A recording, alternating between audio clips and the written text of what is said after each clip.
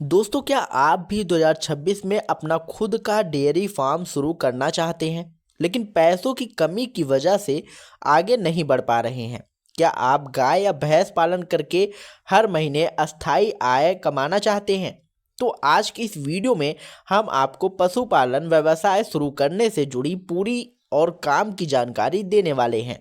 तो इसलिए वीडियो को अंत तक जरूर देखिएगा, किसी भी पार्ट को मिस मत करिएगा, क्योंकि हम स्टेप बाय स्टेप पूरी प्रक्रिया समझाएंगे। लोन कैसे मिलेगा, सब्सिडी कितनी मिलेगी, कौन पात्र है और कौन कौन से डॉक्यूमेंट्स लगेंगे। दोस्तों, सरकार का लक्ष्य है किसानों और ग्रामीण युवाओं की आय को बढ़ाना और दुग्ध उत्पादन को मजबूत करना। इसी उद्देश्य से पशुपालन और डेयरी व्यवसाय को बढ़ावा दिया जा रहा है। यदि आप सही तरीके से योजना बनाकर बैंक से लोन लेते हैं तो आपको उस पर सरकारी सब्सिडी का लाभ भी मिल सकता है। सामान्य वर्ग के लिए लगभग 20% से लेकर 25% तक और SC ST OBC और महिलाओं उद्यमियों के लिए 35 से 50% तक का अनुदान की सुविधा कई योजनाओं में उपलब्ध रहती है। यानी अगर आप 8 से 10 लाख का प्रोजेक्ट बनाते हैं तो पात्रता के अनुसार अच्छी खासी सब्सिडी मिल सकती है और बाकी राशि आसान किस्तों में चुकानी होती है। अब बात करते हैं शुरुआत कैसे करें।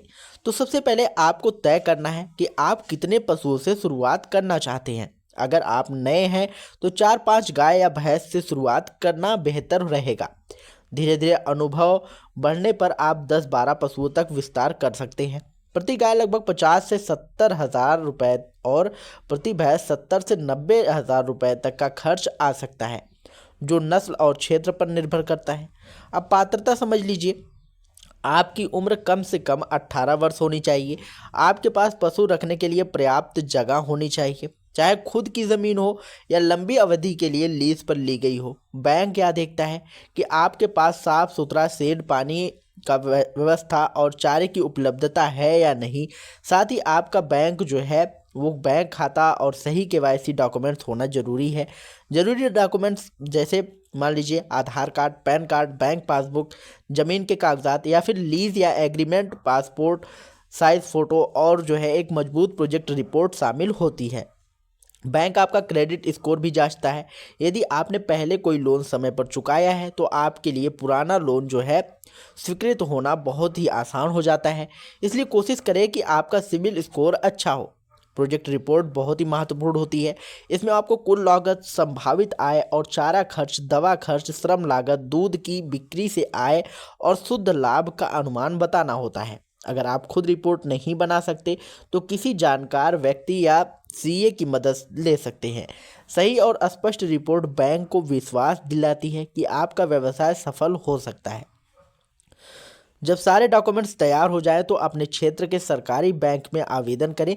बैंक अधिकारी आपके स्थान का निरीक्षण करेंगे और संतुष्ट होने पर आपकी फाइल आगे बढ़ा देंगे। लोन स्वीकृत होने के बाद राशि आपके खाते में सीधा जारी कर दी जाएगी और सब्सिडी की राशि बाद में आपके लोन अकाउंट में समायोजित कर दी जाती है। लोन की अवधि आमतौर पर 3 से 7 साल तक की होती है। आपको मासिक, तिमाही और अर्धवार्षिक किस्तों में भुगतान का विकल्प मिल सकता है। ब्याज दर भी कृषि और पशुपालन श्रेणी में सामान्य व्यावसायिक लोन की तुलना में कम होती है। पशु खरीदने के बाद उनका बीमा कराना जरूरी है ताकि किसी अनहोनी की स्थिति में आपको आर्थिक नुकसान ना उठाना पड़े। दोस्तों, डेयरी व्यवसाय में कमाई की जो है कई स्रोत होते हैं। दूध बिक्री, गोबर खाद, बायोगैस और बछड़ों की बिक्री।